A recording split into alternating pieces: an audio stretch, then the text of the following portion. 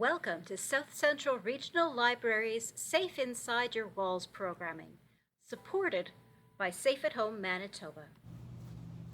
Hi everyone, it's me, Susie Fisher again, here to guide you in a second yoga practice. I'm from Altona Yoga. I'm the owner and one of the instructors at our lovely studio in Altona, Manitoba. All right, so you'll notice that today behind me, I have a chair again. We're gonna be working more on a standing practice today, but sometimes it's nice to have the chair handy for balance.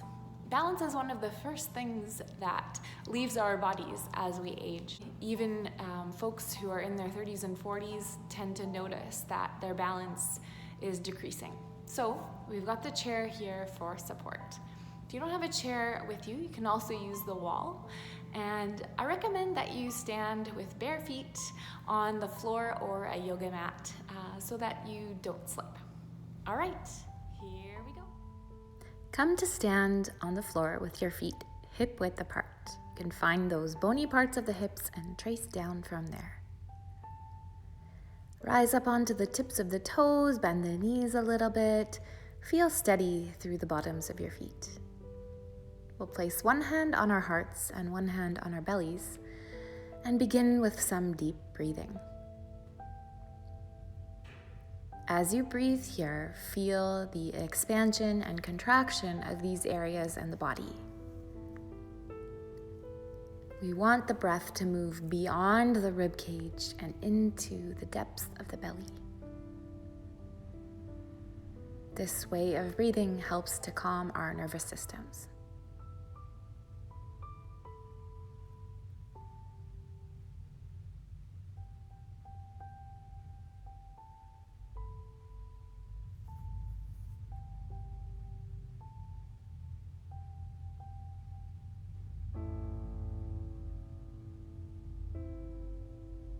Relax your hands down by your sides and open up your eyes.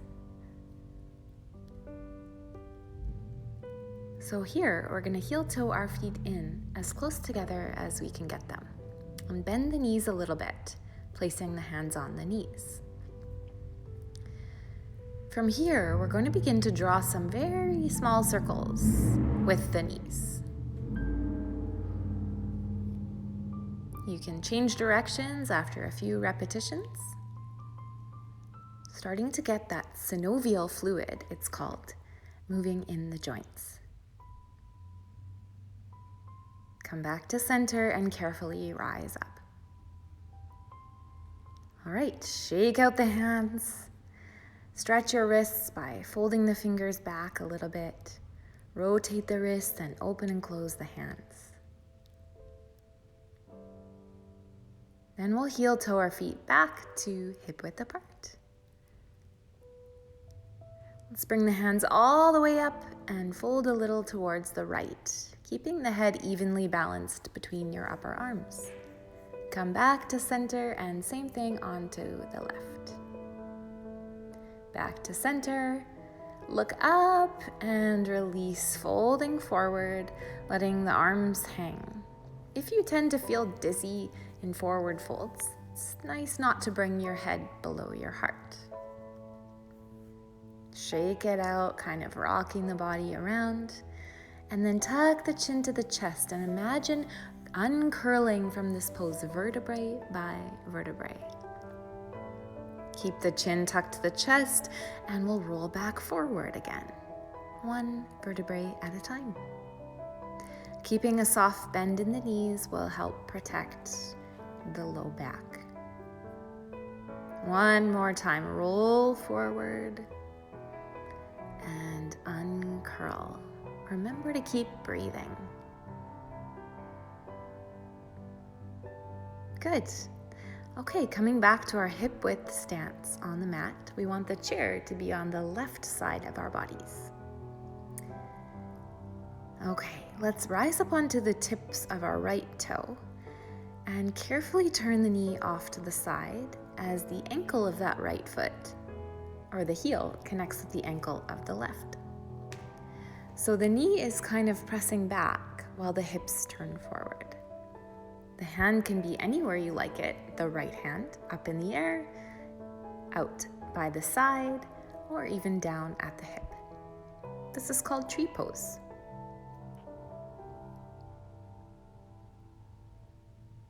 Relax your hand, spin on the toes to draw the knee forward, and then place the right heel back down.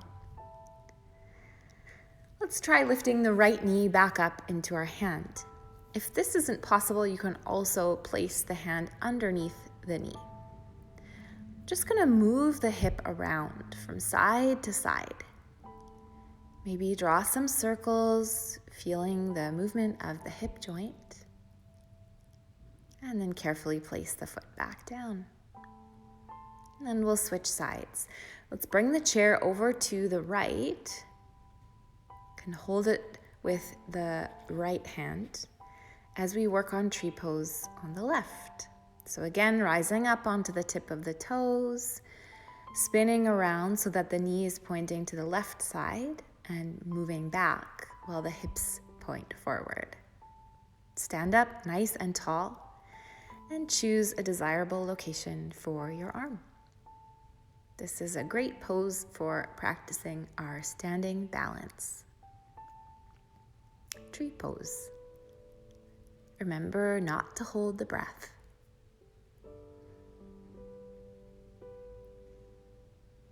Relax your arm, spin on the toes to turn the knee forward, and come back onto both feet.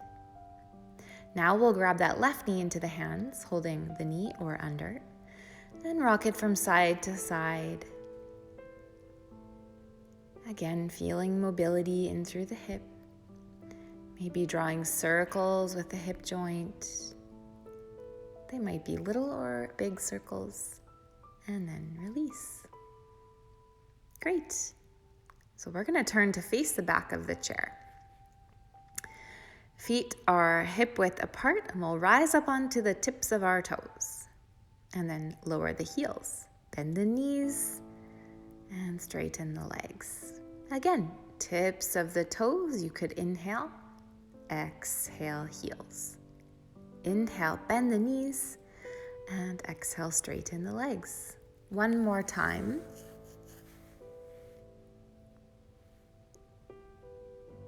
Now this time, let's try to stay with our knees bent.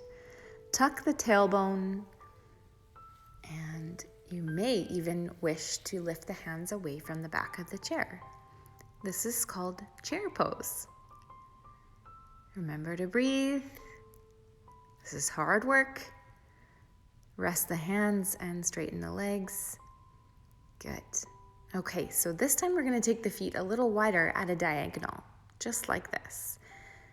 As we bend the knees, we want to make sure they're tracking over top of the feet. Find your stance and then bend into the knees, opening up the knees to the outside edges of the feet, trying not to let them cave inward. Rise up and bend. Rise up and bend, kind of like a ballerina. Now let's hold our little lunge here. You can release the hands from the chair if that feels good. Breathe. And when you're ready, straighten the legs and heel toe the feet back in together. Great work. Okay, so this time we're going to turn the chair around so the seat is facing us. We want to place it onto a yoga mat or against a wall so it's not going to slide around. So once you've got the positioning of your chair, come to stand just in front of it. We'll use our inhale to stretch the arms all the way up, looking up, and exhale, fold forward, bringing the hands or the fingertips to the chair. You can take a soft bend in the knees. As you inhale, imagine tucking the tailbone, and as you exhale, round the spine. So moving in and out of these two positions, really helping to bring mobility into the muscles of our back.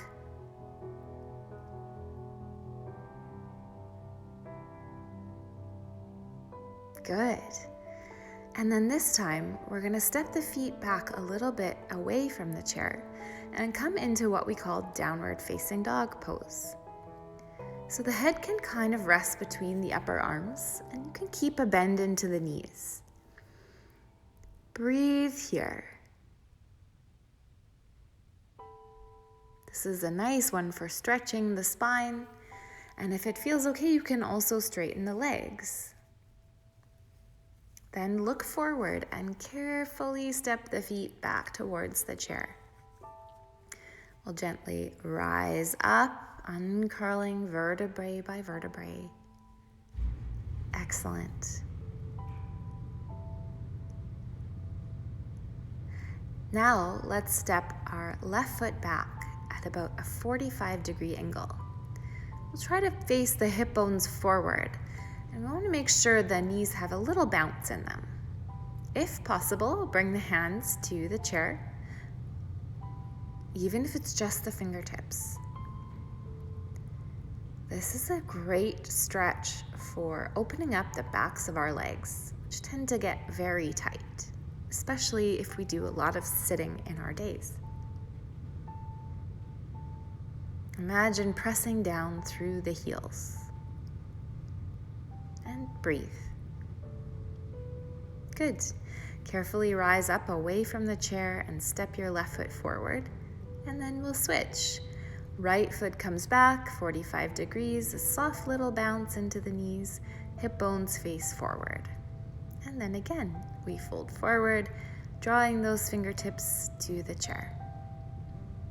If it feels okay for you, you can straighten the legs all the way.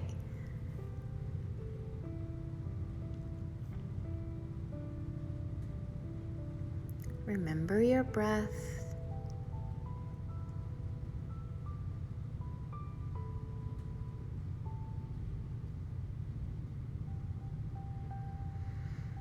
And then slowly rise up, step your right foot forward, and we'll end with a short time of breathing to settle our nervous systems again. One hand on the heart and one hand on the belly as we breathe into these two spaces. You might choose to close your eyes or to direct your gaze downwards. Connect with the breath and with the sensations in your body.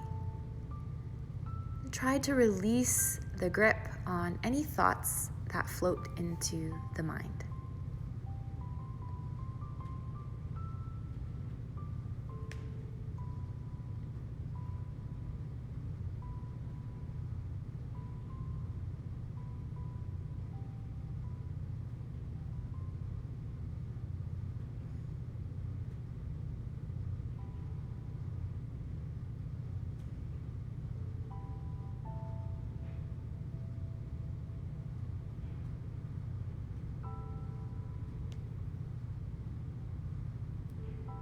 Thanks for joining me today, everybody. Have a great day. Thank you for joining us for this Safe at Home Manitoba production. Stay safe inside your walls.